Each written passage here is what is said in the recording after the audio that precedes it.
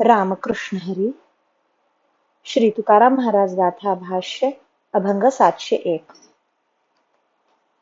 विठोबा विसाविया विसाविया पडो देई पाया, बहुखेद क्षीण आलो सोसुनियावन, बहुता काकुलती आलो सोसिली फजिती, केली तुझसाठी तुका म्हणे येवढी आटी. हे विश्रांती देणाऱ्या विठोबा, तुझ्या पाया पडू दे.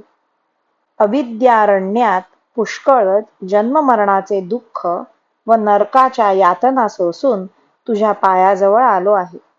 आजवर या व्यवहारात पुष्कळच फजिती सहन केली, म्हणून मी पुष्कळ काकुळतीला येत आहे.